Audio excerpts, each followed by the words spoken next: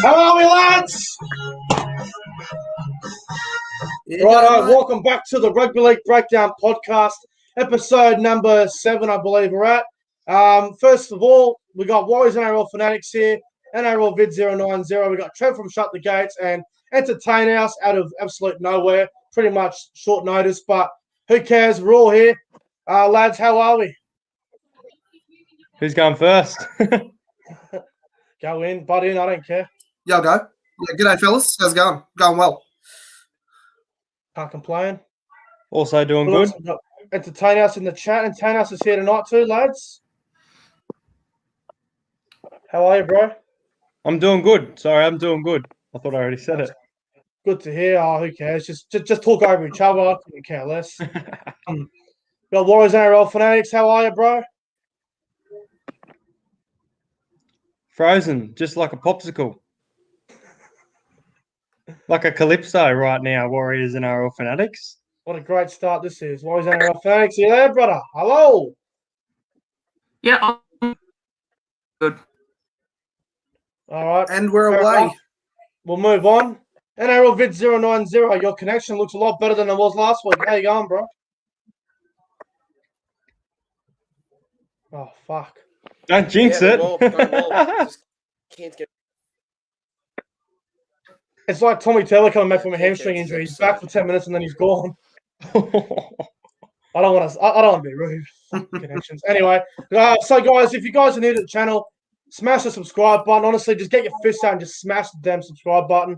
Make sure you guys go and check out Shut the Gates' YouTube channel as well. Entertain House, Warriors NRL Fanatics, and NRL Vid 090. Honestly, if you don't check them out, there's something wrong with you because you need to be watching these guys as well. They're absolutely fantastic. Someone said, "What's wrong with Warriors NRL Fanatics' connection?" No idea. But anyway, let's get into it. Who cares? Let's just get straight into the fucking show. Maybe that loss from Manly hit Warriors NRL Fanatics a bit too hard last week. All right, let's just get into the show. I'm not going to bother with the 30-second wait. We got bloody 16 people here, so that'll do. Righto. Let's get into the first topic. Topic number 5. Everyone knows John Morris. He got sacked last night from the Sharks. He's now gone. Who's taken over? Who's taken over? Josh Hannay. Josh Hannay is the interim coach for the rest of the year, and Craig Fitzgibbon's taken over next year. We'll start with Trev, mate. Mate, what are your thoughts on this whole Shark situation with sacking John Morris? Oh, disaster. They've handled it terribly. What, yeah. Why wasn't he given a chance with his own team? Yeah. I don't understand either.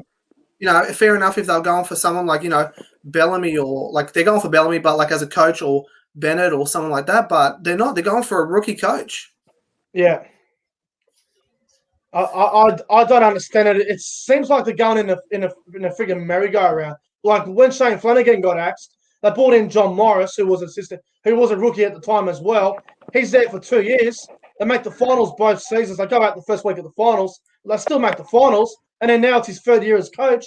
And what the Sharks are doing probably a lot better than what everyone thought at the start of the year. Everyone thought the Sharks would be around, I guess you could say, 8th to 13th, I guess. And they almost beat the Roosters the other night. They probably should have beat the Roosters, but they blew that game away. Now they've sacked John Morris. I've seen John Morris's wife's gone on social media. She's absolutely fuming about it.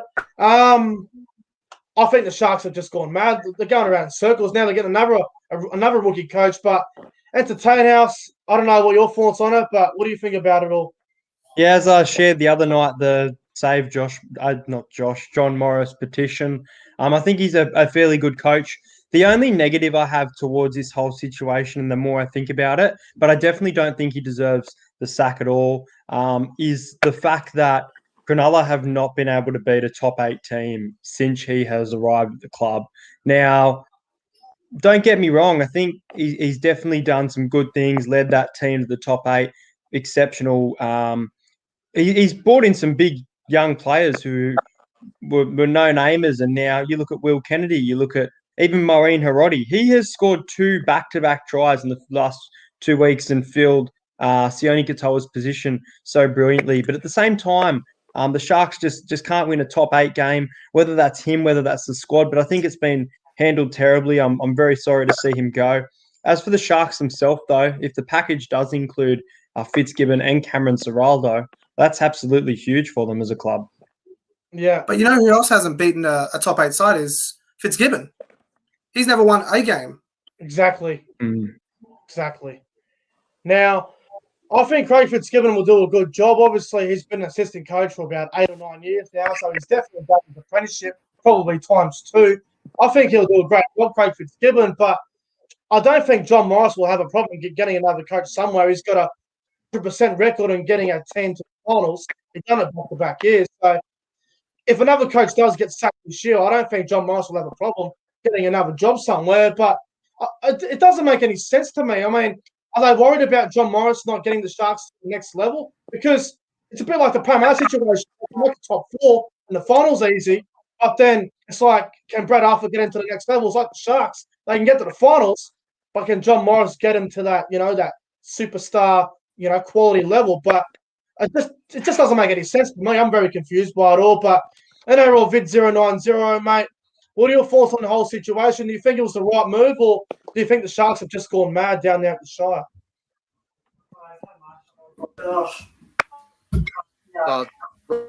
Wrong move.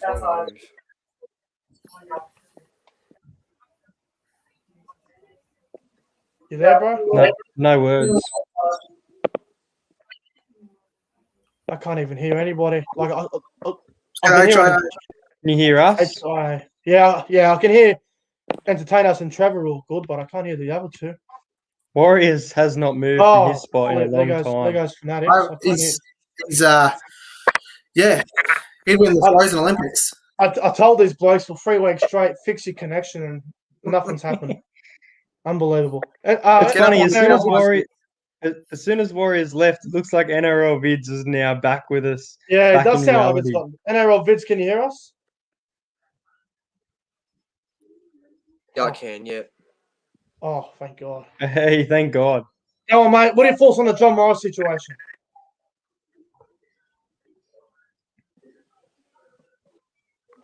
What was that? What are your thoughts on the John Morris situation at the Sharks? Sharks have treated John Morris really badly, in my opinion. I think that did he deserve the sack at all? I think that sacking him now basically kind of I guess dents Sharks' season. I think that they should have let go of Morris at the end of the season instead of just doing it now, because 5 rounds in is obviously pretty bad to let go. I think they would have been better off just letting him go. My opinion, right there. Yeah.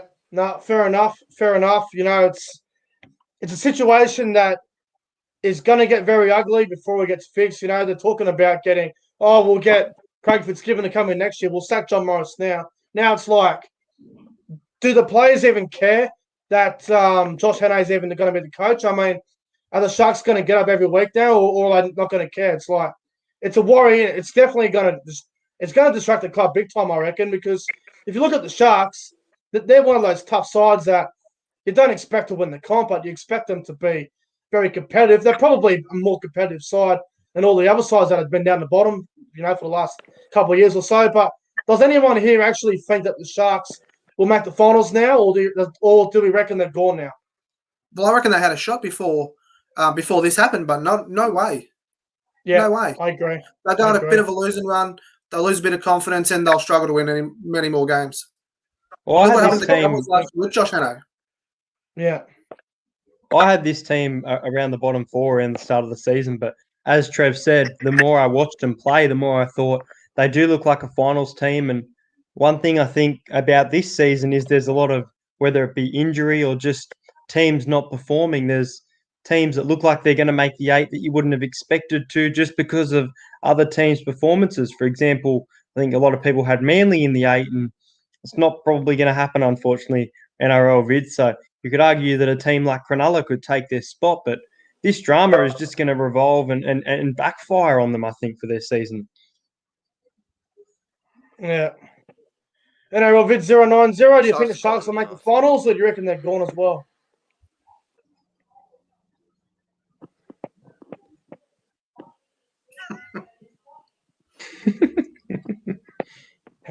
Connection. Oh, Just and he's like gone as just well. like just like Brenton Speed. Goodbye. Oh no, Dan Gennay, you mean Dan Gennay? Dean Gennay, that's his name. They all sound the same these days. Oh, they're all shocking. Here we go. He's back. He's back. Anyway, let's move on to the next topic, man. Enough of the Sharks. They're in all sorts, and I think the Sharks are going to end up like the Cowboys and the Dogs and the Broncos now. They're not going to give a crap about the season. They're just going to lose games. But we could all be wrong, and they might surprise us all, and they might just do it all for themselves. But we'll see what happens. Now, topic number 4. This one was actually brought up by Entertainer House himself. He wanted to talk about this, the gap between the top sides and the bottom sides. We'll also get into the Dally M system as well after that. But the gap between the bottom sides and the top sides, because, you know, you got your Penriths and your Roosters, your Storms and your Rabbitohs and Raiders and Eels. And then after that, the gap is fairly big compared to, you know, the Dogs, Cowboys, Broncos, you know, who else is there? Tigers, Manly. What I guess the question is, why is the gap so big from the good sides and the bad sides? I mean, mate, Entertain Us, what are your thoughts on it? Like, why is the gap so big?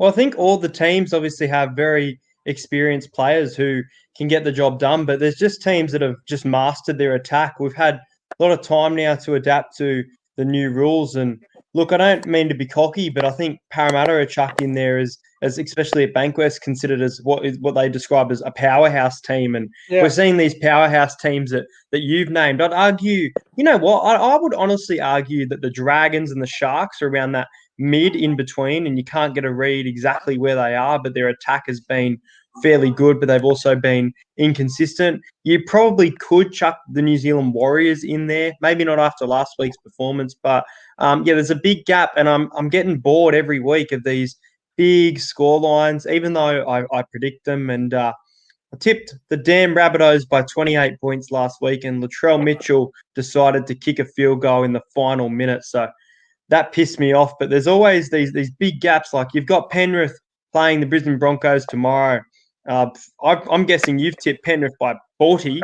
I've got Penrith winning by 22. But if we're being realistic off recent performances, we could see another bludger of a game. And I want to see those bottom teams perform. And I just don't know how they're going to do it with the pace of the game. They can't. It's frustrating.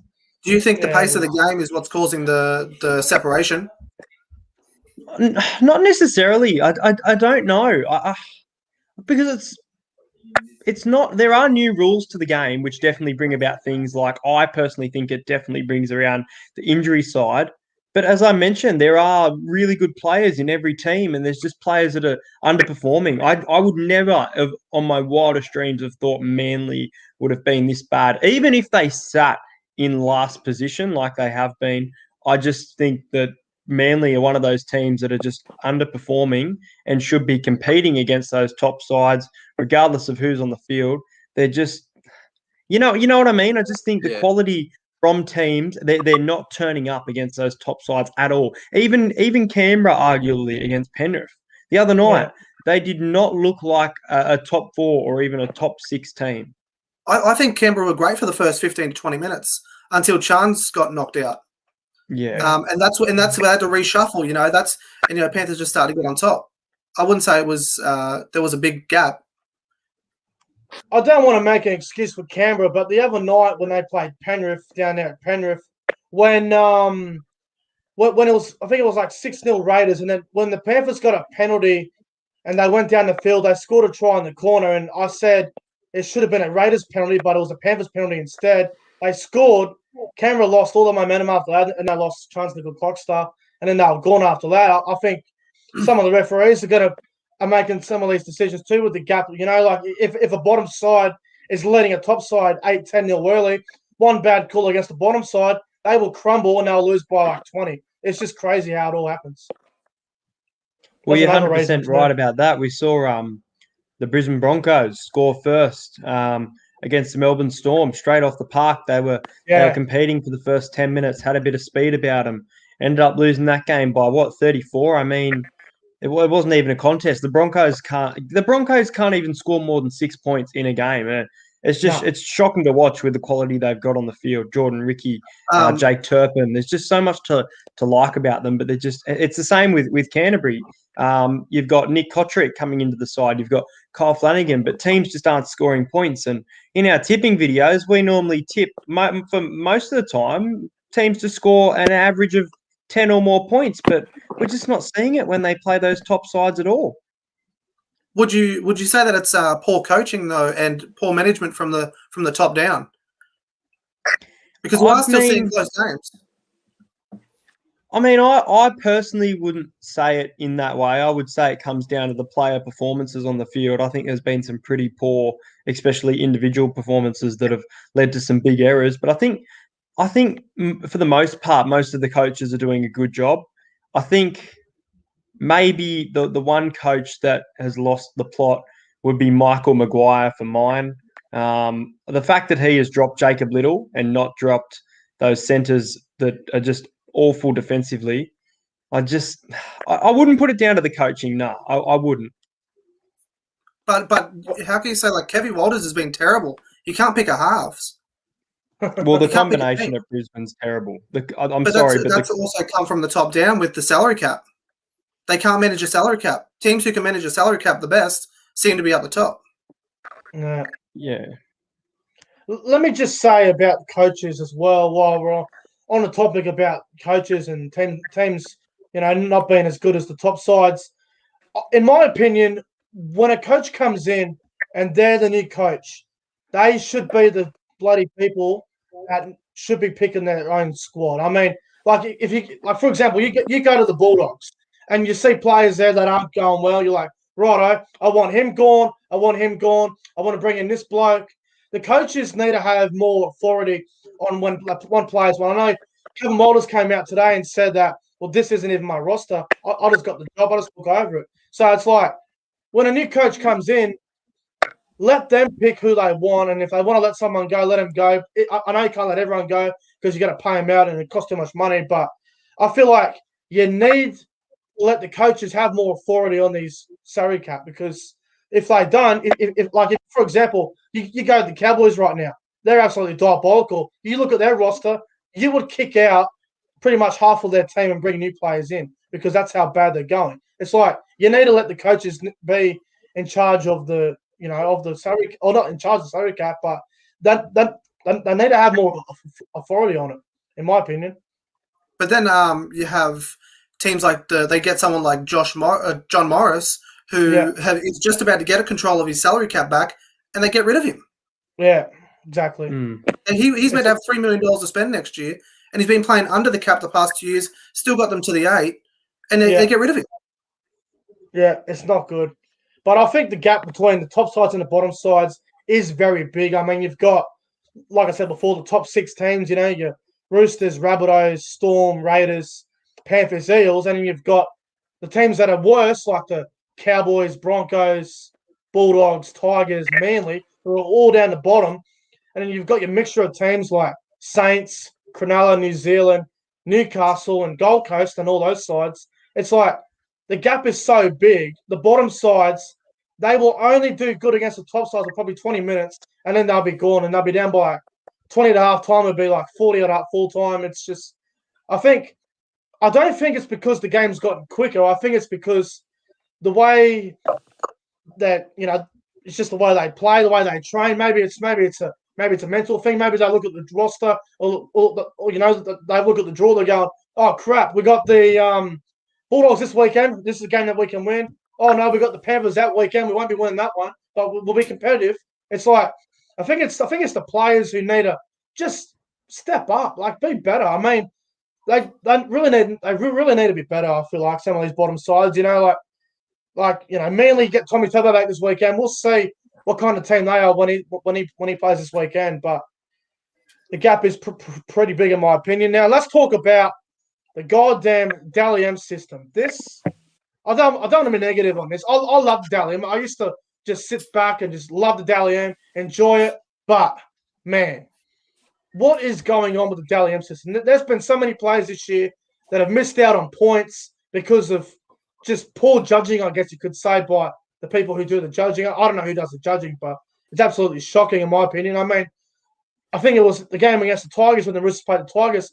Tedesco didn't even get 1 point, and I think he had a huge game. I don't know what the goes with the Dally M points, but Trev, there goes NRvid 090's connection. But Trev, what are your thoughts on this whole Dally M system? Do you think it needs to be, I guess, restarted again, or do you think it can be fixed? Well, it depends who you ask. People who think that their players are on top, they love it. People who aren't favourite players who think they're playing well aren't on top, they hate it. For me personally, I think almost the best players are on top at the moment. You've got Pappenhausen and Latrell, two of the best players. So it's working there somewhere, but you don't have. I think there needs to be a rating system from. Every player deserves a rating system from 1 to 10. So it's a lot more work than the 3-2-1.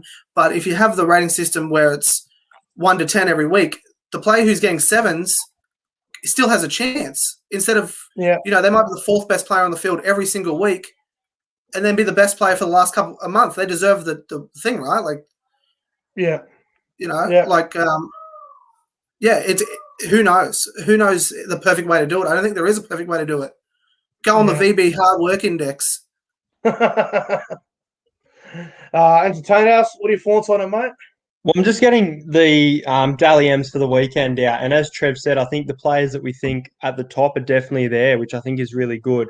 But I think there's a lot of players who are undeserving of the points they're getting. You mentioned, who was it? James Tedesco not getting didn't even get a point against the Tigers in round 2. Yeah. So let's have a look. So we had, I'm just trying to bring up ones that I think. So Daly Cherry Evans got 3 votes for the Manly Seagulls against the Warriors on Friday night. What? Now, that is undeserving. Yes, he won the game with a field goal, maybe a 2 or a 1. There is no way you can say Cherry Evans was the best player on the field. Very surprised that that's gone about. There's no talks of I reckon Morgan Harper, for me, was probably the best player on the field that night. There's no talks of Schuster or Morgan Harper. It's Josh Aloiai and Sean O'Sullivan. So, look, I guess you could argue I guess you could argue that's my bias coming into it, and that's what we could argue about this. But then you go to the Panthers and the Raiders. I think it's fairly fair for the most part. You got 3 votes, Nathan Cleary, 2 votes, James Fisher-Harris, 1 vote, Brian To'o. I can't go wrong there. I think Hindy has done a good job. You go to the Titans game.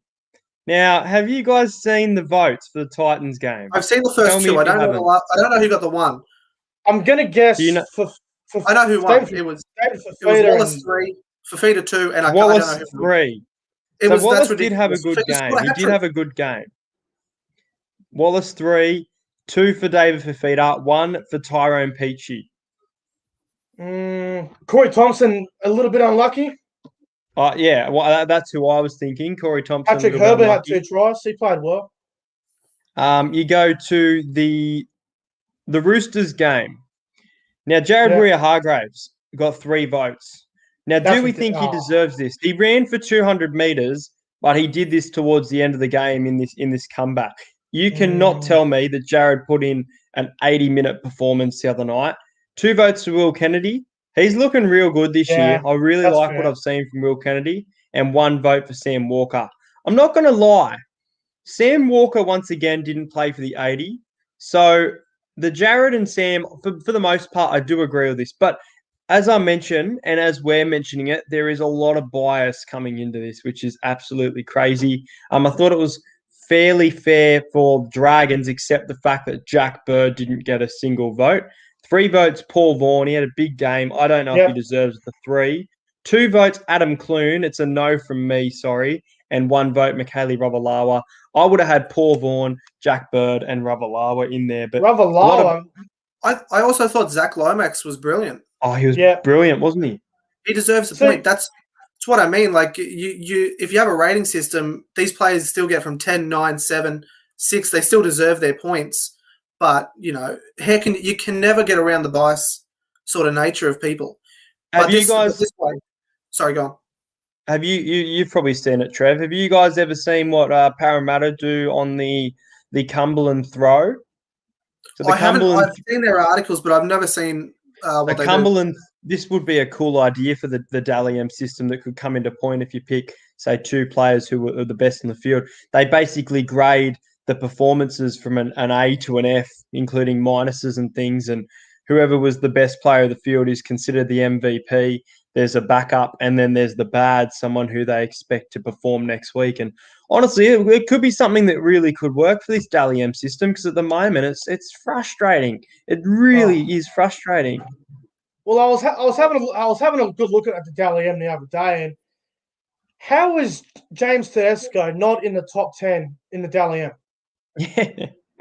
That doesn't make any sense. I mean, like, I don't want to sound biased, but obviously I watch every game, I review every game that I do, and some of those Dally M points you just mentioned, half of them weren't even in my top 3 on ground. Like Cherry Evans, I mean, he kicked the field goal to win the game, and then I'm sure the journos and the guys who do the Dally M, I'm sure they look at stats, because it's so obsessed with stats. I mean, I think I gave Josh Schuster my man of the match in that Manly Warriors game. I think in the Dragons game, I gave Jack Bird a couple of points, but because he had like 85 running meters, he got no votes. And I'm just like, stop looking at stats. What's the actual game? They look at stats way too much. Stats are important. Like you're saying about Hargraves, he got 200 meters off the bench, but he didn't do anything until the final 10 minutes, because when he came on the field, he gave away 2 or 3 penalties. It was on report. He almost got sin bin for a couple of discipline things, and he got heaps of points because he got huge running meters. I thought that was crazy. He did play well, but that's just madness, the whole Dally M system. I think they should do what the NBA do. Just keep it private, and then at the end of the year, announce the best player. But the problem with the NBA is the reporters pick it. They love a story. Yeah, exactly. Yeah, they love a story. Like that's why it's always skewed towards the superstars all the time. Unless you're a breakout superstar, you're no chance. Yeah, exactly. So like Cherry Evans, we all know he didn't deserve it. He was terrible the other night, except he kicked a field goal. Yeah, he was shocking. He was terrible choices all over the park, but then he kicked a field goal, so he gets 3.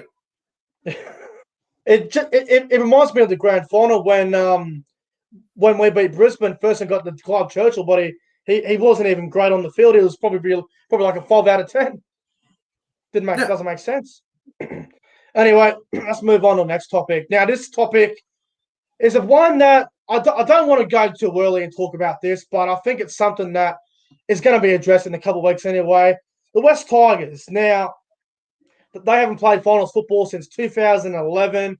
It's been a struggle for them. They can't seem to get it right. Every time the Tigers win a couple of games in a row, everyone looks at them going, yeah, they won 2 or 3 in a row, but they'll fall off soon anyway, and they'll miss the finals again. I guess the real question is when are we going to take the West Tigers seriously? Because they always seem to miss the finals year in after year. When they get a little bit of hype, or when something goes on, like the whole Tommy Rodonigas thing the other day, where we all thought they would win by 40, they end up losing. And then a couple of years ago when they played the Sharks in that game, where whoever wins makes the finals, and they lost that one as well at Leichhardt. They've lost a lot of very important games for the West Tigers have. I guess the question is, why can't the Tigers make the finals? Why can't they get it right down there? Again, it goes back to my argument before. Poor salary cap management.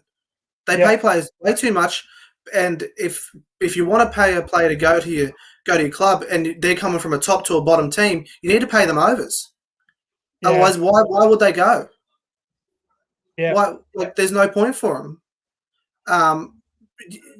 You got someone like Luke Brooks there, not playing well, but if they want to get Adam Reynolds now, they have to pay $1 million, where South only have to pay him $700 to re-sign. Yeah. What do you reckon, Stonehouse?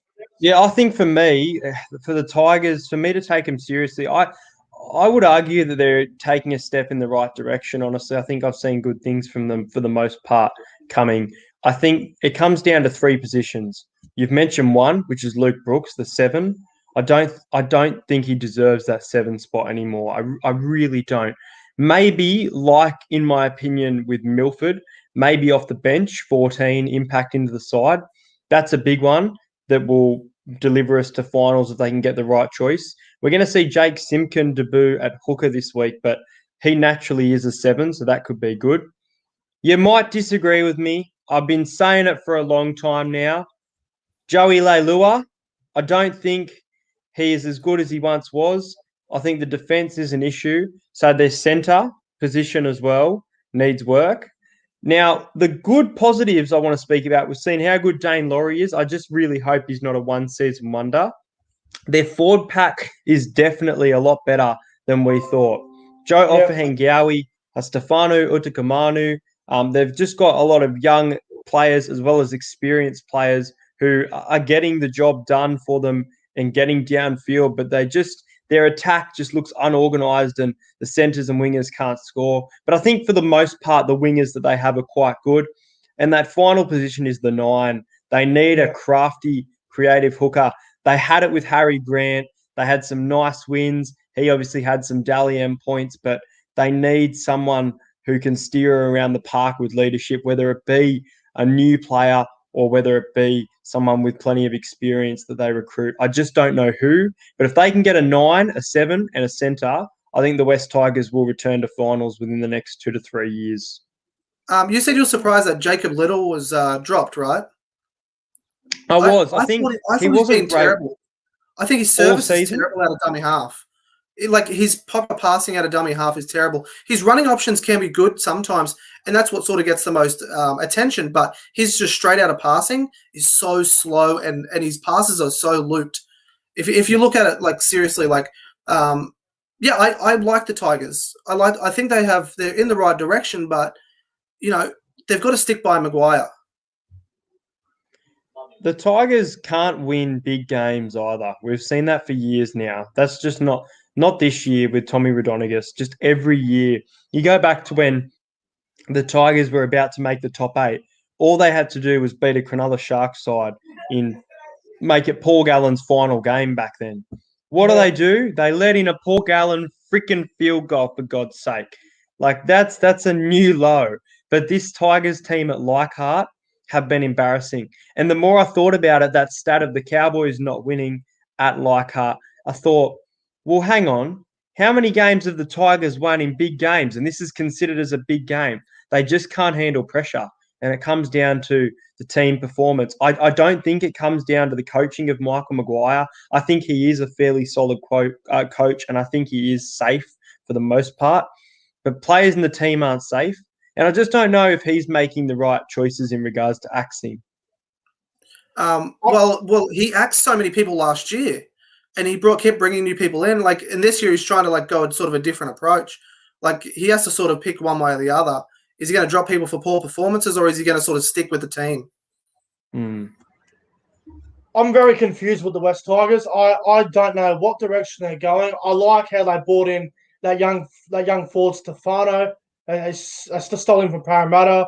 Alex Twell's a really good player. I like Alex Twell. He's probably their best forward, as in terms of individual performances.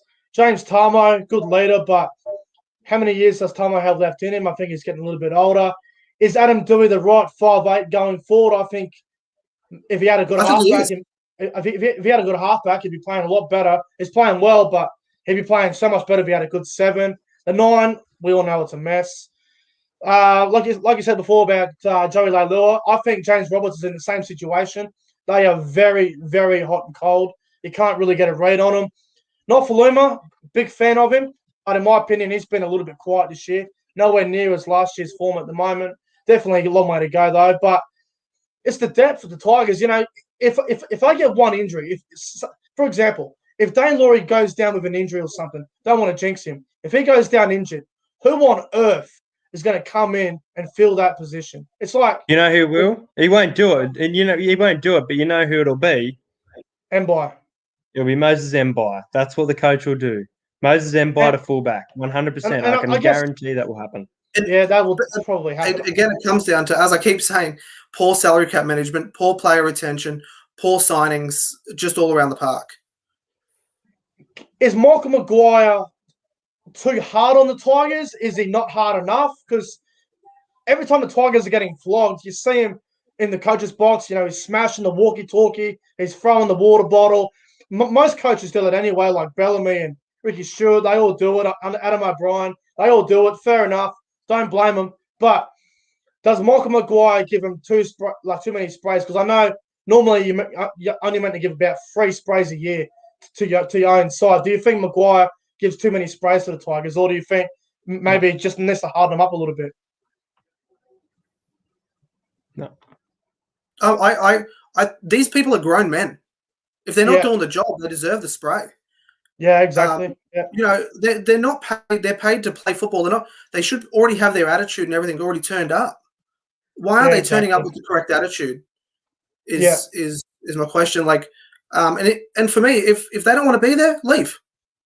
Yeah, exactly. Yeah. You know what I want to speak about while we're talking about that, and the fact that they're paid professionals, but they're also people. You know what's funny that we haven't seen that we've seen in the last 2 seasons, and I know we're only 5 rounds in, but if a player isn't happy, they haven't actually left. They've continued to play on. No player in, say, the last maybe 6 months and let's go back to last season because I can't remember happening. Maybe the last person being James Roberts has actually taken that compassionate or mental health leave. So there could be players that are completely underperforming that we're thinking are looking terrible, but there could be a lot going on in the background. But at the same time, they need to be telling their club that. They can't be going on the field, making errors, then getting bullied, and then eventually leaving, like the Roberts situation, like Ash Taylor a couple of years ago. Ash Taylor situation. Yeah. There's a few. Completely agree. Nobody knows what you're going through until you speak up. Yeah, that's exactly right. Yeah. All right, let's move on from the West Tigers. I wish them all the best. I want the Tigers to do well. It's a good area down there. We need them to do well. I mean, we're talking about teams going good and going bad, but we need the West Tigers firing. They need to make the finals because until the Tigers make the finals, they're not going to be taken seriously whatsoever. So I wish them all the best. I hope they can do well soon. And topic number 2, this is a good topic to talk about, this one. The Penrith Panthers. This has been a very interesting thing since Friday night when they beat the Raiders. The question is, everyone's going to have a different opinion on this one, I reckon. Are the Penrith Panthers confident or are they cocky? We'll start with Trev. Trev, what do you reckon? Well, mate, I sort of love it from the Panthers, but I love that I hate it. Like these people, like we're meant to, as a Para fan, I hate Penrith, and I hate that they did this the other day. But if this was Parramatta, I'd be loving that they're doing it. It's just all about which team you go for, and I love that we should have good guys and villains in the game. Like I think Luai is a villain in the game because of the way he carries on. Yes. And I love it. I love it. But at the same time, you do have your good blokes in the NRL as well. Yeah, no doubt. What do you reckon, entertain us? Yeah, well, I watched it all unfold, and I thought it was funny. In the moment, I enjoyed it, but I think they've gone too far. I think, especially the Instagram post, they put up a video where they kind of score a try and said they high five and they say, "Is this acceptable to the fans?" I'm not sure if you boys saw it because a lot of the videos have been taken down, but we obviously saw Panthers fans doing the Viking clap the other night. At first, again, thought it was funny, but like you've mentioned the word, very, very cocky. But they were actually, and you can't say this is the whole club, this is just people, but there were videos the other night of Raiders fans, young and old, getting bullied by Panthers fans, going up, clapping in their face, we're better than you, saying these horrible things. And I really hope that this club is not the new Melbourne Storm. I really do, because it's just, especially what they did to Tarpany. That for me crossed the line. He was not on the field, and the fact that Canberra have been fined because the trainer touched a player, getting a player off after a situation that shouldn't have even gone the way it did. That for me, I don't like to speak badly, but the Panther who did that, grub. It was Crichton, right? Crichton did it. It was Brian, wasn't it? Was it? Who did you say? I thought it was Crichton. Was it Crichton? I can't remember who it was, but it was one of them anyway. But, not happy with it. But think of the theatre when they play each other next time. It's going to be so fiery. Look, I'm all for punch ups and stuff. I'm all for bring back the Biff, but I don't think this is Biff. I think this is mind games, but in a negative way, and I think it's going to cause a lot of upset for fans. I don't want to sound like a bit of a whinger here, but I addressed this on the corner post the other day when I went on a big rant about this whole cocky, confident thing. Now, I reckon they're extremely cocky. They made the grand final last year. They think they're better than what they actually are. Until the Panthers win a premiership, until they prove to me that they are actually going to win the grand final or actually do win the grand final, they need to stop with this shit. Now, I don't know if they did this on purpose. I don't know if they did it because they had all the Panthers guys there from the 1991 grand final and they're trying to show off. Maybe Mark Geyer paid one of the Panthers players and be like, yeah, I want you to go out there and shit stir someone and start a ruckus. Now Cameron got a mad fine over it. Don't even start me on that because I'll lose it. But I don't understand why the Panthers doing this. Like, I think the Panthers need to lose a game, and because you think about it, their last loss was the grand final. They haven't lost a game in the regular season since the Parramatta game last year, I believe it was. Yeah. I want to see how the Panthers go when they lose a game in regular season, how they respond the next week. I want to see them get bashed by someone. Like when they play South Roosters. Someone just bash the Panthers up, beat the crap out of them. Next week when they play, I want to see how they respond. I got a feeling, early tip, I got a feeling that the Panthers' first loss might be at Magic Round. I think the as we consider overrated Titans are going to turn up, and I think David Fafita is going to smash against that 4-pack. AJ Brimson at the back if Dylan Edwards is still out. I think the Titans might be the first or even only team. I don't think they'll be the only team, but I think they'll be the first team to beat the Panthers this season.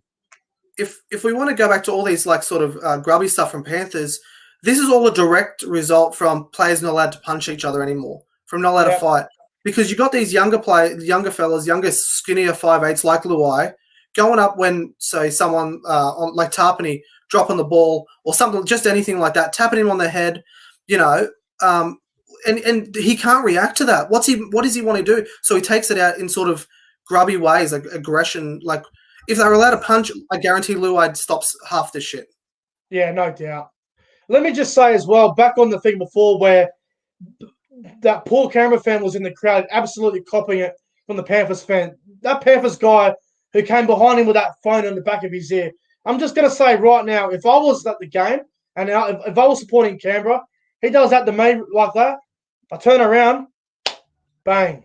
There's no way. Like, I understand, I love banter. You all know, everyone knows I love a bit of banter, bit of trash talk. But if I'm at a game of football, cheering the team on, and I've got a Panthers fan right in my goddamn ear, abusing and carrying on like an idiot and copying the Viking clap, fair income, turn around, clobber him right in the mouth. I'm dead, like, seriously, you don't cop that shit. I don't know how that camera fan just stood there and copped it. I wouldn't. I sure as hell wouldn't have. But fan on fan banter is perfectly normal, acceptable. But as soon as you start getting physical with another fan or something like that, when that's where it crosses the line, it's fine for the players out there because they're getting paid, hundreds of thousands of dollars a year to go out and it is just 13 on 13. This crowd is majority Penrith. Yeah, like you can't have people fighting each other in the stands. Someone's going to get really hurt. Well, we saw the was it the Easter Monday game with the two Eels fans? They were fighting. Yeah, and they got booted for I don't know what they're fighting over. But anyway, the Panthers they're a very interesting side. We'll see how they go. Hopefully they lose the game soon, so that they get a reality check, and we'll see how they go when they do lose the game, when they can bounce back. But let's move on to the last topic. Topic number 1. Now, this is one that I literally wrote down with about 2 minutes until we started. We all know the bloody wrestling in the game. We all know the tackles, some of the the chicken wings, and the crusher tackles, and the arm twisting, ankle twisting, all that. Is there too much wrestling in the game right now? I know the game's gotten quicker. You probably don't notice it as much, but is there too many crusher tackles, hip drops, ankle twist, pulling the arms and all that? Is there too much wrestling in the game at the moment? You can't get rid of it. You can't get rid of that wrestling, especially with how quick it is now. But the one thing I will say is crusher tackles, I would say 80% of the time is the player's fault, is the player with the ball's fault. They're running into the ball, they're running in and turning around, facing their back towards the defender and trying to look for an offload. And then when they go down, the tackler is just trying to make the tackle. He's not 90%, 95% of the time, the guy isn't trying to make a crusher tackle. It's just where the defender is there by pure coincidence. Yeah. Even the fact that we brought in the 6 again rule, a lot of players giving away 6 agains because they're holding on for a tackle too long. That's and right. as you mentioned, grabbing at an ankle or something like that, something dangerous. Like, I don't think personally that there's too much wrestling in the game, but I think it's something that we're seeing a lot more of with the speed coming, especially the elbowing, the elbows and the contact to the head. Don't even get me started on the Felice Kafusi on Ryan Madison because I want. Oh my God! No, I'm going to touch on it because it pisses me off. It pisses me off because Ryan Madison, 3 years ago, spent 6 weeks on the sideline after being named in the squad. So Parramatta have named him in the squad back-to-back weeks. Both of those weeks he's been ruled out late because of concussion. Nothing happens to a player to be held accountable for something that they have done on the field. Felice copped a 2-week suspension. Boo-hoo. But it's not just Felice. There's other players on there. There was what was it again? Remind me. Daniel Fafita from the Roosters did something pretty bad. The punch to the head, wasn't on the ground, wasn't it? Knocked to the head, while he was on the ground. Yeah. Like, I mean, contact like that. It's just late contact. It's grubby, considered as wrestling antics, and I don't want to point the finger, but it all bloody comes from Melbourne, doesn't it? Most of it. I was literally about to say the same thing. Melbourne. Yeah, now, definitely. Let me just say something about the crusher tackles and stuff. When the players are on the attack, when they're 10 metres out from the line, they will turn their back and they will get caught. And there's nothing that the defender can do, which does happen a lot, which does annoy me because I don't know why players like to do that twist. Like I can ask for an offload, but it's pretty bloody annoying. And then they'll stay down. If they hurt their neck, they will stay down. The referee won't even see it. And then 10 seconds later, they'll blow a penalty. And I'm watching the game. I'm going, you didn't even see the contact. You're just listening to the stupid bunker that was in your ear for the whole time. So that annoys me. And then you've got, players lay down for deliberate 6 agains. It's supposed to be a sin bin. You don't see it very often. I remember the Dragons-Eels game on the weekend. There was about 4 6 agains in a row with the Dragons. They gave away around the halfway line. How there wasn't a sin bin, I don't know. But when the Dragons were defending, I think who went to the bin? Texans went to the sin bin because it was too long. But I'm like, okay, if you're going to give away 3 or 4 6 agains on the goal line and then go to the bin, why doesn't the same thing happen when it's around the halfway line? It only happens when the other team's on the attack. So it doesn't make sense either. And now on the Melbourne thing, they invented this shit. They brought in the crusher tackle, chicken wing, all this other bullshit. Now, Craig Bellamy's come out, I think he said it the other week, and Paul Kent took a big shot at him, I remember watching.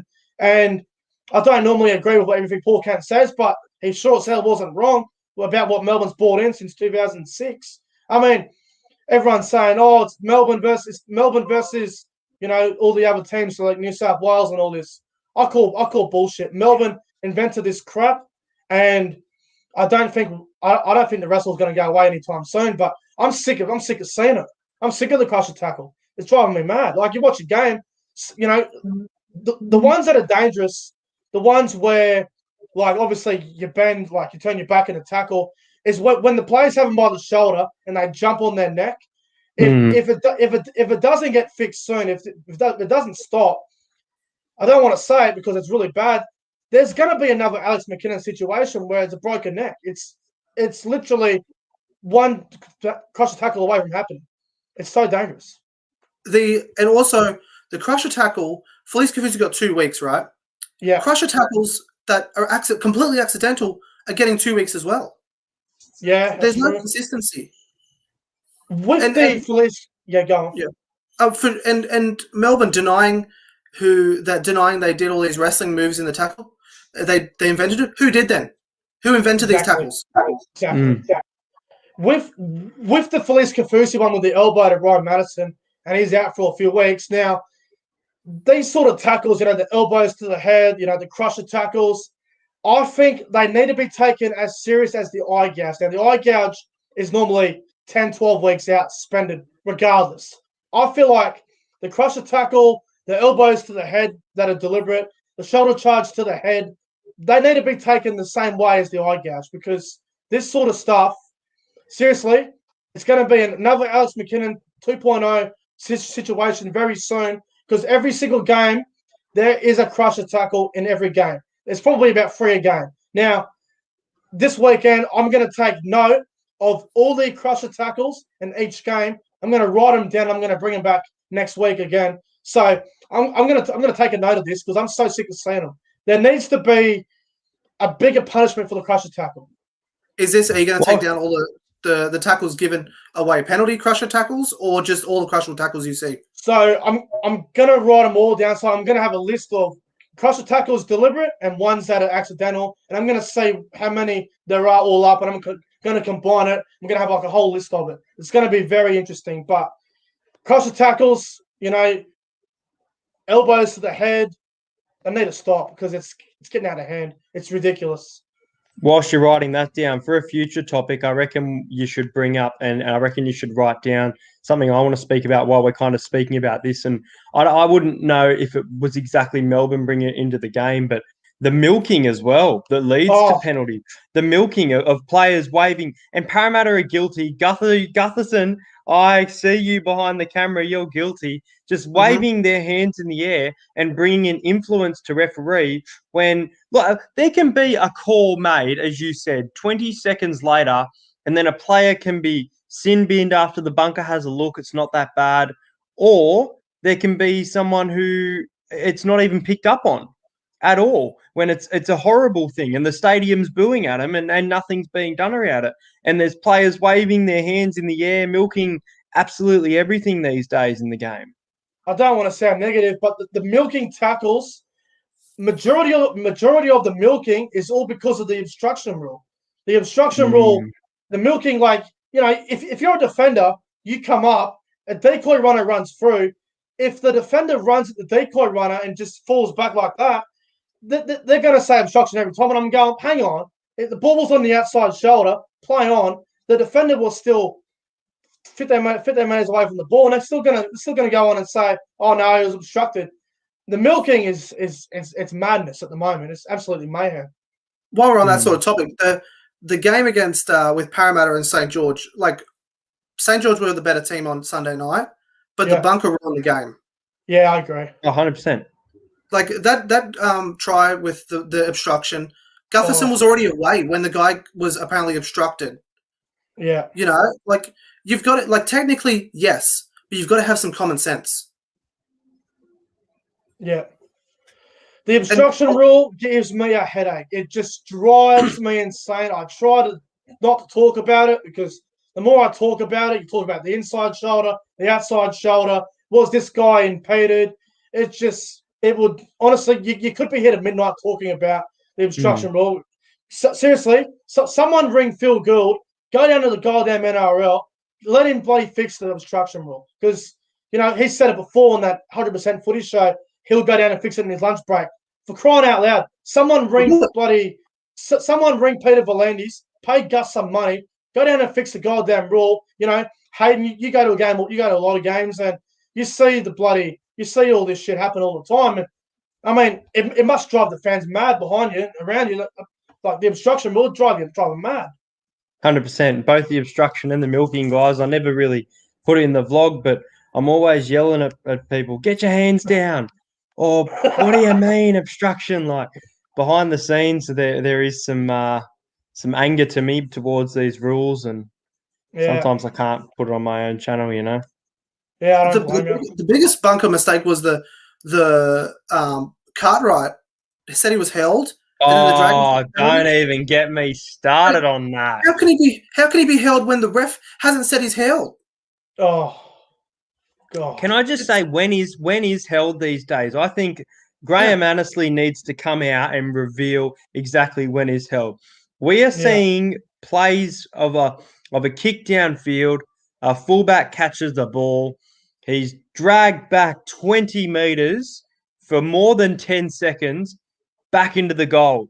You cannot tell me that he is not held while 10 seconds have passed. Or you cannot tell me when a player's elbows are on the ground that they are not held. Sometimes they pick up on it, but sometimes they don't. Most of the time they pick up on it when it's dragged back into goals, but when they're dragging a player out of play on the field, it becomes unfair. I think it might have been the Rabbits and the Bulldogs game. There was one, and it pissed me off. Yeah. There's so many issues with the Bronco. There is one that drives me mad. Like about 7 years ago when I was playing footy and shit, there was this rule. It never gets called anymore. You know the rule where you have the ball and if someone's about to tackle you and you dive to the ground before someone touches you? That used to be a penalty. Nowadays you can dive on the ground and then you can get tackled. I mean, that's just ridiculous. I mean, far out. When I was playing footy, when I used to be really skinny and crap, when I was playing on the wing, if I would dive on the ground before someone tackled me from the opposition, I would get penalised for it because it was like you just milked. It's a voluntary tackle. Yeah, exactly. You got to get tackled before you get tackled. But now you can dive on the ground. Someone touches you, it's your tackle's like what? It's not tackle. And then if the other team tries to lay the shoulder into you, which is completely deserved, the team starts firing up. Yeah. Why? The guy's on the ground ready for it. Yeah, exactly. Yeah, I agree. But enough of the bloody crusher tackle and all that. Let's talk about the round of footy. So we'll go through the games, give our predictions, and we all know tomorrow night for round 6, Broncos Panthers, Suncorp Stadium, 7.50. Penrith for $1.03 at the moment, which is like winks back in the day. Broncos are about $13. They're probably going to get smoked by about 60. But Trev, Panthers and Broncos, I think it's only going one way in the. What can you say? Panthers by 40. It's yeah. Like we want to be conservative. 30. Okay. Hayden, what do you reckon? Yeah, I got the Panthers 32-10. I'm tipping them by 22. I think at Suncorp, Brisbane will do a job to cover if the line was around that 26.5. I'd probably take Brisbane here. I definitely think the Panthers undoubtedly will win 13+, but I think they'll stop it from being a blowout of 30 to 50 points. But look, I said the same thing about the bloody Seagulls 2 weeks ago, so could be wrong. I took Matt Burton as my anytime try scorer there. Yeah, nice. I'm going Panthers 13+ as well. I'm backing Nathan Cleary to score a try. I backed him last week, he didn't score, but I'm going Panthers 13+, and I reckon Nathan Cleary will score a try, and you're going Matt Burton. Trev, who do you reckon will score for Penrith? Well, at the moment, I'm just loving Brian Turto. He's my favourite winger in the comp at the moment. Yeah. So I'll pick him. You got to go Kickow. Capewell. Throw him in. Like it just depends. It depends how long the Broncos want to hold on. Basically, I'd say probably about 20 minutes. I'd say, but it won't last. All right, move on to the next game. We're all going Panthers 13+. It'll be 40+ probably, but. Friday night, 6 o'clock, down at Newcastle, McDonald Jones Stadium. Knights up against the Sharks, 6 o'clock game. Knights are now favourites at $1.80. Cronulla into $2. I'm not surprised with the whole drama going on at the Shire. But Knights and Sharks. Trev, what do you reckon for this one, Knights and Sharks? Mate, I tipped the Sharks on my previews on my channel on Shut the Gates. But, this was with John Morris. You just wonder, is there a bounce-back factor with the coach, or are they just going to fall apart? But I have to tip them. I've said on my channel I will not tip Newcastle with Kurt Mann at 6. So I have to tip. I have to tip Sharks 1-12. Yeah, fair enough. Yeah. And Tanias, what do you reckon? Yeah, well, I think the Sharks have done a good job this year for the most part in their attack, and that's why I tip them to win this game. I actually think I'm not huge on, but I think Chad Townsend's been in some really good form ever since those goal kick misses against the Canberra Raiders. He's had some big games against both the Roosters and the North Queensland Cowboys. His first game as well for the season was pretty good.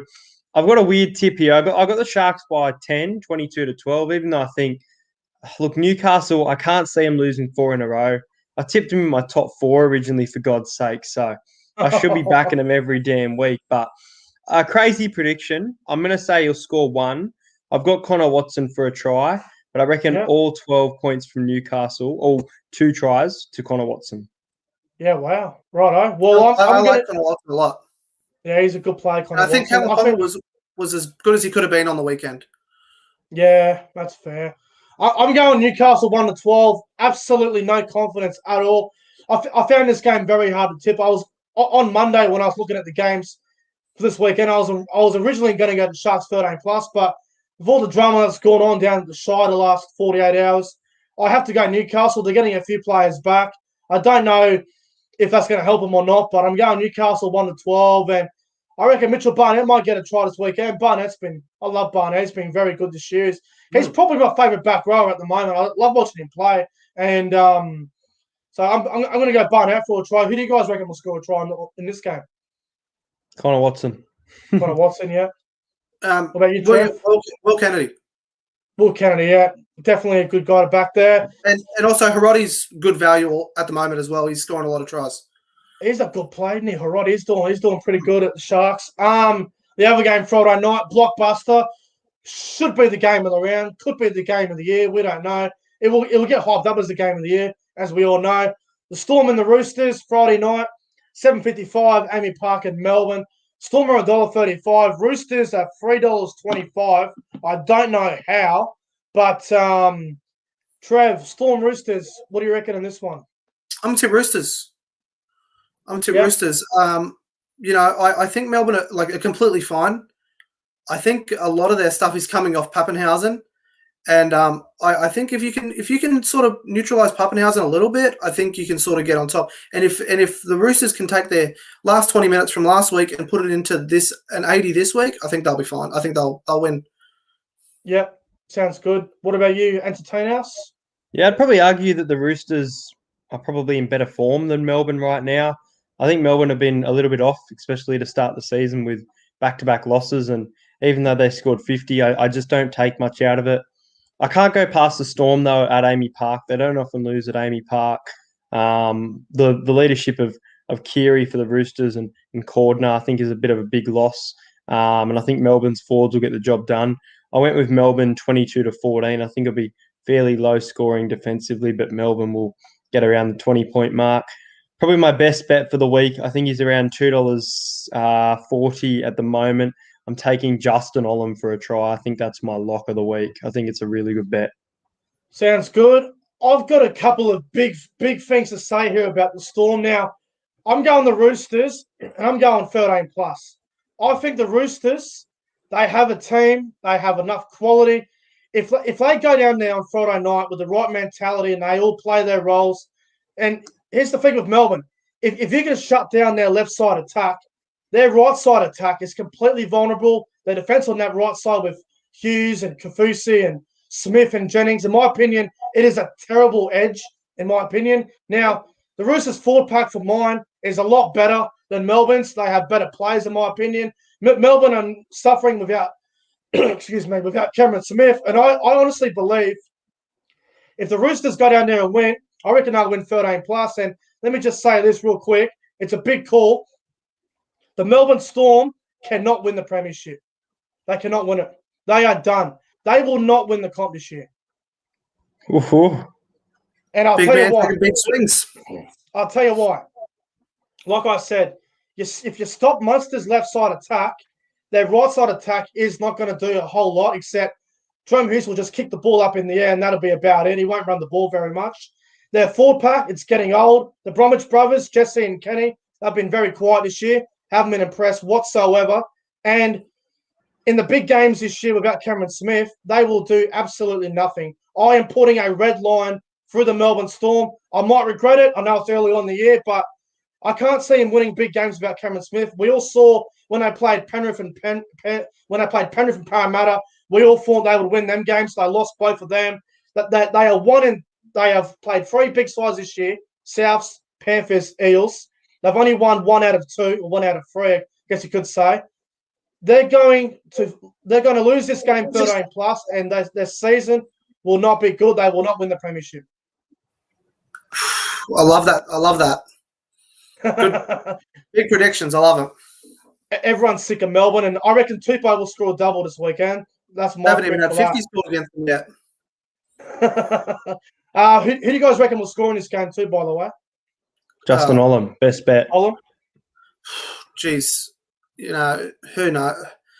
Morris, how can you not go Morris? I guess, Yeah. but you've also got to put on, if I'm going to go some like Melbourne, you've got to say Surfer Solomon has got a great chance against Sam Walker to score at least one early. It's tough.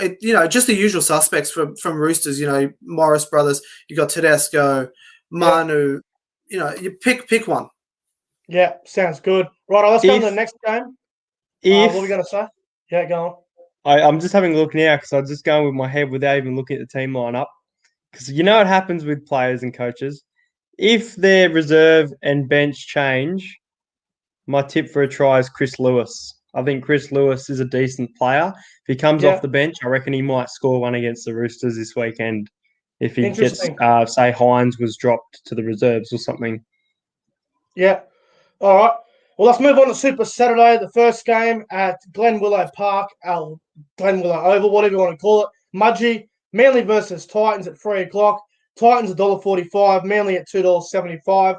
This is an interesting game for mine. Manly get Turbo back. Titans have been, they're 2-2. They're going all right.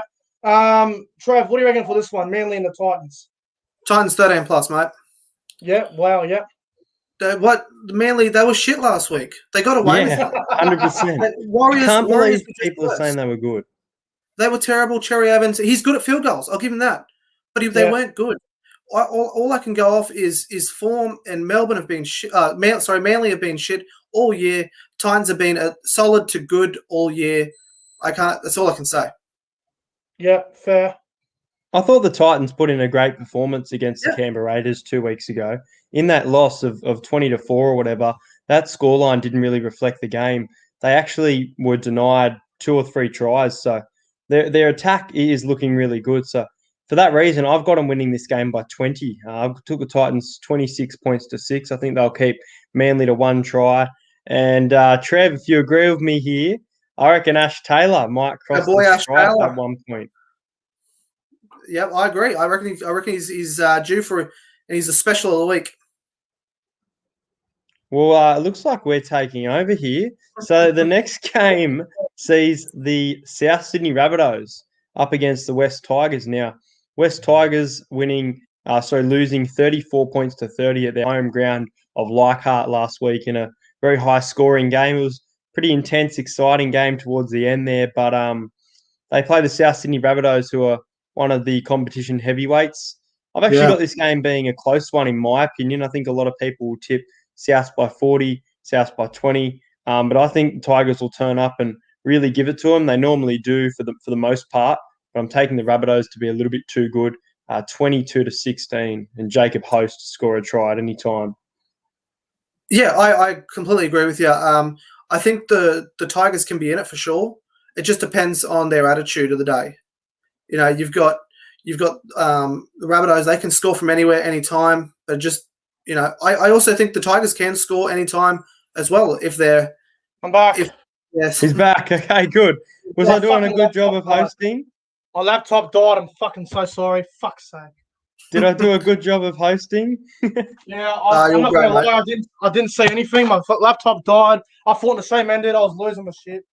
Right, let me just fucking test this. Right, so let me just go back on the Manly Titans game real quick. So I'm going to go with the Titans 1-12. And hang on, where's this fucking laptop? All right, I'm going Titans 1-12, and I reckon that Corey Thompson will score a try for the Titans this weekend. But what try scorers did you go for Manly Titans? Ash Taylor.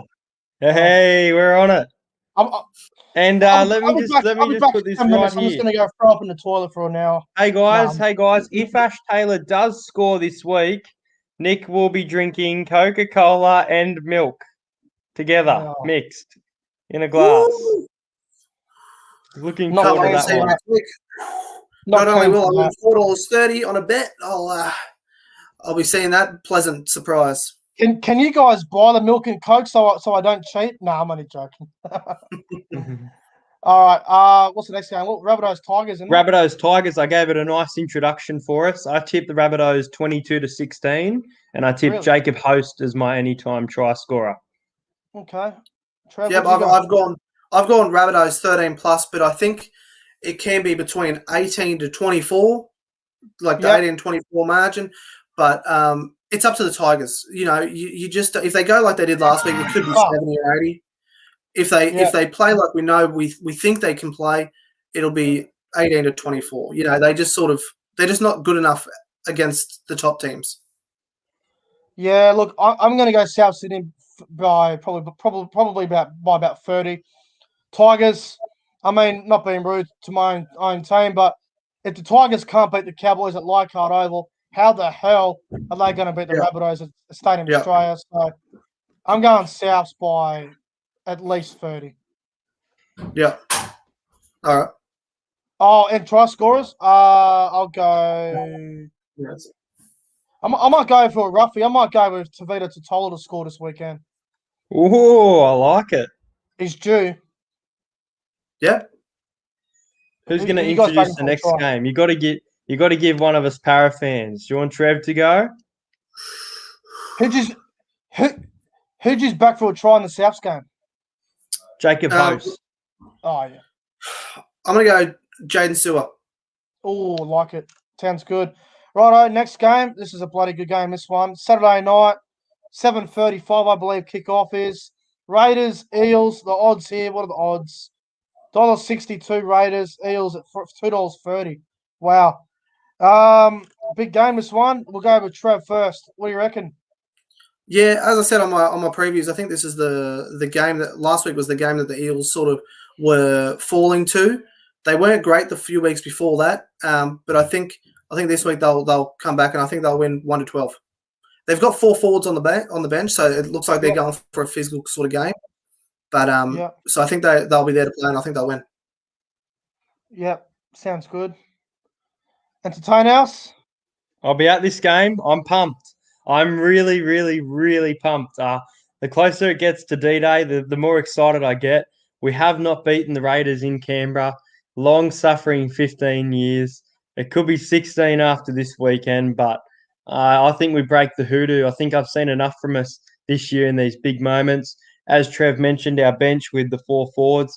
I think Keegan Hipgrave's a big in for mine. I was very surprised he was forced out of the side last week. He's come up in some key moments against Melbourne, against Cronulla. He's been great all year for us, Keegan Hipgrave. So I'm looking forward to seeing him back in the side. I'm actually going to tip Tom Opacek to score a try, whether it be the first or last try. I think he'll get one. I'm going to tip the Eels by 4. I think it'll be a fairly low-scoring game. I've seen people say both teams will score 20 points, and I can't see it happening, but Parramatta to win 18-14, and it's not the bias. I think we break the hoodoo. I think we do it. Okay. Well, you're going to hate me. I'm going the Raiders, 1-12, probably by about 8 to 10 points. I just think I've been waiting for the Raiders to just absolutely click. They haven't clicked all year. They've out of all the top sides, they've been the side that's been probably the most less convincing, I guess you could say, compared to the other side. So I'm going Canberra by about 8 or 10 points. And for a try scorer, I'm going to go Hudson Young. He's been good this year, so I'll back Hudson Young to score a try. What do you think about Caleb Aikens? Do you think he'll get the job done at fullback, or do you think he won't be absolutely outstanding? Trev was mentioning about poor management, and I don't know about Canberra. I think he's an okay player, but to fill some big shoes like Clockstad's or Clockstu, whatever it is now. I don't think he'll do anything special. I feel sorry for Sebastian Chris. He's been dropped for Curtis Scott. I don't understand that at all. I don't know how Sebastian Chris doesn't even make the 17. I think he should be there. Why not try him at fullback? I mean, it can't be the worst thing. I mean, Jordan Rapana was playing fullback last week. Sebastian Chris, he couldn't be worse than Rapana was. So yeah, I'm going Canberra 1-12, but I am worried about this game. I might even live stream it because it's going to be a huge game Saturday night. So I'll go Raiders 1-12, and I'll back Hudson Young for a try. And who did you say? Opacek? Up a check. Trev, who do you reckon will get one? Just before that, I just want to say that I think Sebastian Chris being out of the side is actually a big loss. I know technically Campbell's going to be full strength, but I think maybe try Curtis Scott at the back. I think, did you say that? But Curtis Scott at the back, and then put Sebastian Chris in the centres. In saying that, I'll go Will Smith. Will Smith. Ooh. All right. Will Smith does like to score when he starts. He does like a try here and there, doesn't he? All right, let's move on to Sunday football. Back to the 2 o'clock time slot. Thank God. I was getting sick of the 6 o'clock time slot. 2 o'clock Sunday afternoon down at Wollongong at Jubilee. Dragons, Warriors. Dragons at, what are they, $1.45. Warriors at $2.75. I think this game will be closer than what we think. Everyone's going the Dragons by about 20 plus, but I reckon the Warriors will show up and make a game of this because the Warriors have a good record down there, but I'm going the Dragons 1-12, and I reckon for a try scorer, I might go with Tarek Simpson score a try. I thought the Dragons put in one of the best team performances of any NRL team I've seen in the 2021 season, and I'm going to make a crazy prediction here and now that I haven't even put on my own channel. The St. George Illawarra Dragons will go undefeated, 7 straight wins up until round 10 when they play the Melbourne Storm at Suncorp.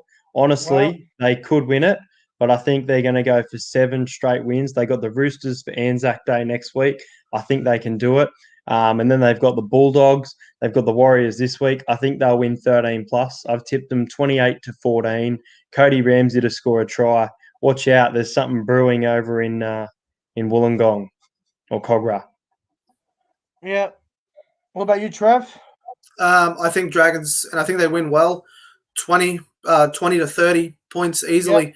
If we're going off what the Warriors have shown the last couple of weeks, the wheels are falling off. Yeah. They're going down so bad, and the Dragons are just getting better and better. Dufty, I'm going Dufty to score a hat trick. Oh, I like that one. I'm definitely going to throw money on that. Matt Dufty's in great form. Tuivasa-Sheck for the Warriors. Probably needs to do a bit more. I thought he was really poor last week. It's his. I didn't know this. Did you know it's Tuivasa-Sheck's 100th game for the Warriors? Yeah, Warriors NRL Fanatics was saying something about that earlier. Yeah, that's a big factor. Does that mean anything to the Warriors? Like, obviously, it means something to the Warriors, but in terms of stats of winning milestone games, yeah. Anyway, let's move on to the next game, the final game of the round. It's a game that I will be looking forward to. Everyone else will probably fall asleep watching this game. Sunday, 4 o'clock, up at Queensland Country Bank Stadium. I hate the goddamn name. I wish I'd change it. Something a bit easier to pronounce. Cowboys, Bulldogs, the Battle of the Wooden Spoon, everyone's calling it. Cowboys, $1.45. Dogs at $2.75. Not bad value there for the Bulldogs. Look, obviously the Cowboys won last week, and I was very happy. I'm still recovering from that win, but can you trust the Cowboys just yet? I mean, they beat the Tigers at Leichhardt. Can they back it up, though? That's the real question. But I'm going to go Cowboys 1-12. Absolutely zero confidence, and I'm going to back Tamalolo and Kyle Felt to score a try. Well, I'm going to back the Cowboys 13 plus here, and I'm going to say that this is a big prediction. Neither team will win 1-12. One of these teams will come out on top 13 plus, whether it be the Cowboys or the Bulldogs. I feel like the attack of the Cowboys is a little bit better. Scott Drinkwater was absolutely fantastic last week, and if he can keep up with his form. I didn't know that Hamiso is set to be on the sideline for 4 weeks, so that's a huge loss for the Cowboys, in my opinion. Their home record isn't great, but Canterbury just haven't proven much to me all year, especially with their points. They're going to be without Josh Jackson as well, so I went the Cowboys 26-10. And I reckon Shane Wright will break his try drought. I reckon Shane Wright will score his first try in 2 years. Yep. All right. Interesting. I'm going Bulldogs 13 plus. Ooh. I think they'll win. I think they'll win comfortably. Cowboys, if we're going to bag out the West Tigers for the first half in performance in the last few years, we'll bag out the Cowboys for their second half. It was the same amount of tries. It was bad. Canterbury, they scored 24 points against Melbourne. You know, if they can score 24 points against Melbourne, what can they put on the Cowboys? Yeah. I'm going to go Kotrick for 2 tries. Yeah, it's an interesting game because I feel like the Bulldogs have a great record up in Townsville against us, regardless if it's at the new ground or the old ground. The Dogs have always gone well up there against us. And I guess with the Cowboys, I saw their team list. Cohen is playing front row. That's a massive concern for me. I don't like that whatsoever. I've got probably the worst halves combination I've ever seen the Cowboys have. Drinkwater and Hampton. Drinkwater is very hot and cold.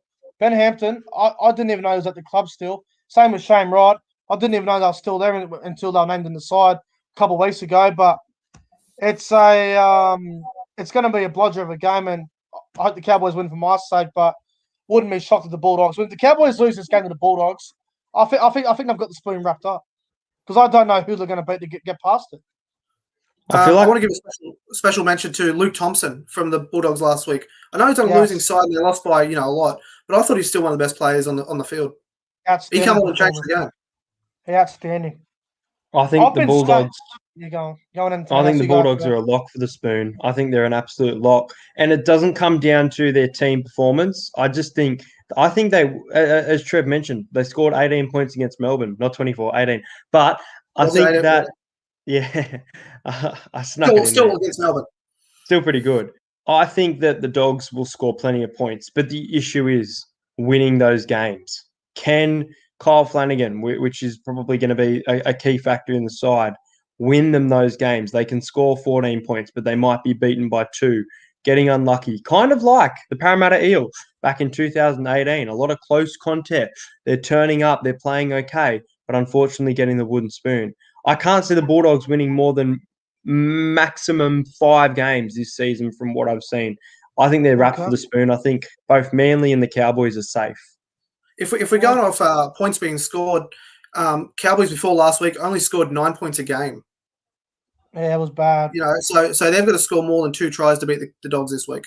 I got to say, a bit, with the Bulldogs winning close games and all that, I got to say, I'd rather have 12 Kyle Flanagans than Drinkwater and Hampton.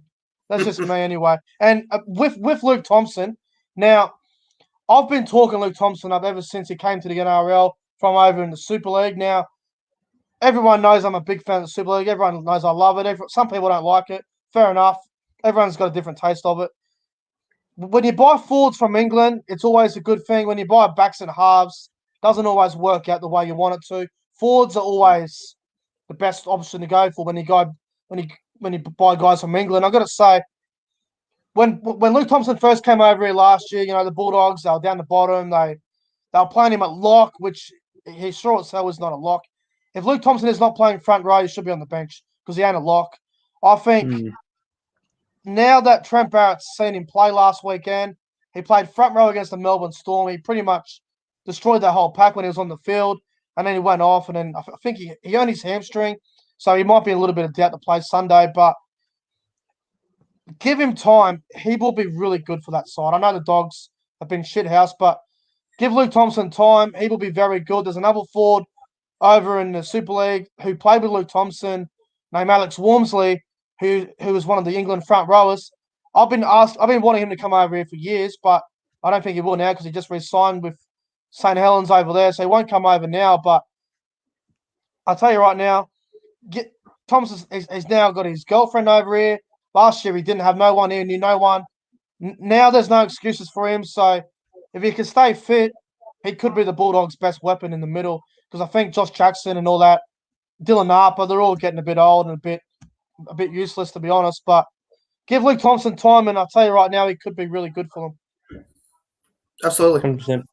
It'll take time though. It's not going to work. It's not going to work in one day. Like if you look at Sam Burgess, when Sam Burgess came over, it took him about 3 or 4 years to get going because he kept getting injuries, and I think he put a big shot on someone. I think it might have been Webkey or someone. He put a big hit on someone, and he made a name for himself. And then he kept getting injured, and then when he came back from injury, he ended up being the best forward in the world. So I'm not saying Luke Thompson's going to do the same thing. I'm just saying, it's a similar situation at the moment. When he came over, it was during the whole, the pandemic, and came over by himself. He literally knew nobody except for Sam Burgess, I think, and a couple of the guys from Canberra. But when Luke Thompson finally, when the Bulldogs finally have a good side, just watch him become a top 5, top 10 prop in the game. But he's not there yet, but I don't think he's far away from being there again. Yeah, agree with you. Anything else you guys want to add to the show before we get on out of here? Anything you guys want to add to it? No. We got a best multi each that we can come back to. Right, let me get on here. Hang on. I've got mine. It's $12. $12.50, guys. This is mine. I'll give you some value as well. Hang on. Take the Dragons minus 6.5. It's not even 0.5. Minus 6 against the Warriors. So Dragons to win by more than 6. Justin Olam, anytime try scorer, into the Titans 13 plus. It's paying $12.50. That's my best bet of the week for you guys. I think that's value. I like it. Okay. I haven't got one just yet because I haven't looked at it, but I'll give you someone that's gone on my comments on Shut the Gates. I'll give you what their crazy 14-leg multi. I'll just give you a crazy one since I have a couple one. They've gone Panthers match scoring under 43.5, Sharks 1-12, Ronaldo Molitalo to score, Melbourne 1-12, Titans 1-12, David Fafita to score, Rabbitohs 13 plus, Latrell Mitchell, Alex Johnston, Raiders 1-12, Jordan Rapana, Dragons 13 plus, Matt Duffy, and Cowboys 1-12, paying $1 for $42,364. Holy shit. I don't reckon Rapana will score. I do like most of that, but I reckon Rapana might be a it's tempting to go $1 on it, isn't it? And that's from Millsy. Yeah, if you're out there, Millsy. Sorry, I didn't want to. Right, I'll give you. Here we go. This is my bet. Here we go. This is paying $56 too, by the way. $56. So this is definitely worth a couple of dollars. So Roosters, I'm going head to head. Fuck the margin because I got the margin will mess you over every time. Roosters head to head. Daniel Tupou to score. Gold Coast Titans head to head. David Fafita to score. Dragons head to head. Duffy to score. And just Cowboys at head to head. $56. That's paying. Not bad odds there at all. I'm putting 10 on that. I'm telling you right now. All right. Just before I go, thanks everyone in the chat. It's been great. The chat's been really great thanks tonight. to the chat. Yeah, the chat's been good tonight. I've seen, a couple of idiots in the chat, but I think someone's got rid of them, which has been good. But also, I want to say real quick, sorry to Warriors NRL fanatics and NRL bid 090. Warriors NRL fanatics must have had a HIA and he didn't pass. They come back and NRL bid 090 pulled a Tommy Turbo. He was on the field for about 2 minutes and then his hamstring just completely went on him again. So that's 2 weeks in a row. NRL bid 090 has had connection. Hey, my boy Toby's in the chat. Toby in the chat. How good.